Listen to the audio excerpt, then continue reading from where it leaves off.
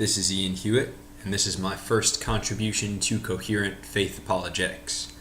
John Calvin coined the term Sensus Divinitatus, or a sense of the divine, to describe what he said was a naturally inborn awareness of divinity, a natural instinct that drives human beings to seek and know God.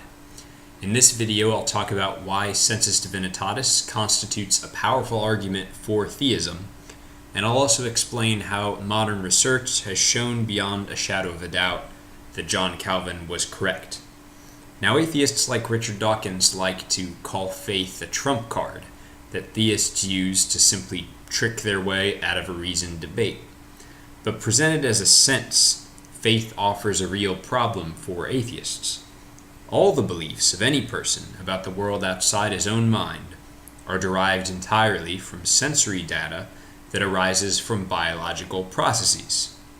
If I decide my sense of touch is unreliable, what right do I have to continue trusting my other senses?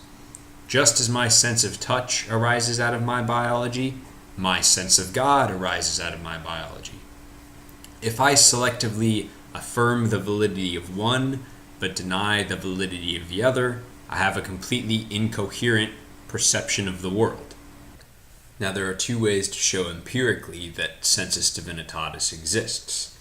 We can look at the physiological apparatus of the sense, and we can also show that experiential problems result from not using it, much like I would run into things if I walked around with my eyes closed. Now, the genes that predispose people to religious belief are currently being discovered, but the specific genes we've identified are probably part of much larger polygenetic structures that we have yet to map out in their entirety. What we do understand very well, however, is that the neurotransmitter serotonin plays an important role in religious experience. We consistently find that people who score higher on tests of religious faith have higher serotonin levels. Now, many people are familiar with serotonin thanks to antidepressant commercials. Depressed people have lower levels of serotonin, and we see this association borne out in other studies of the effects of faith. One meta-analysis of hundreds of such studies not only found that religious people are happier than atheists, but found that religious people suffer less psychological damage from divorce or the death of a partner. Faith provides an insulation against traumatic life events. Now, we can't merely attribute these effects to ancillary correlates by, for instance, saying that religious people smoke less or have built-in communities in their churches. Because while these are helpful, no matter how many of these factors we control for, we still find that religion in and of itself has a beneficial effect. So, for example, a 7-year follow-up to the 1987 National Health Interview Survey controlled for education, income, marital status, number of friends, number of relatives, smoking, alcohol use, and broad indexes of health and behavior.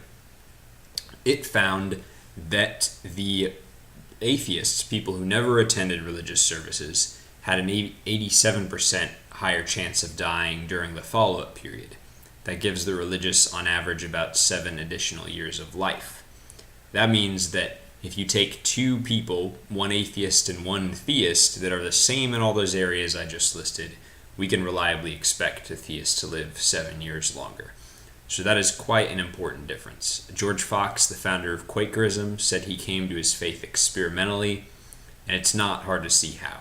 Here we see faith experimentally borne out in people's lives in real, tangible ways that offer them beneficial, practical goods.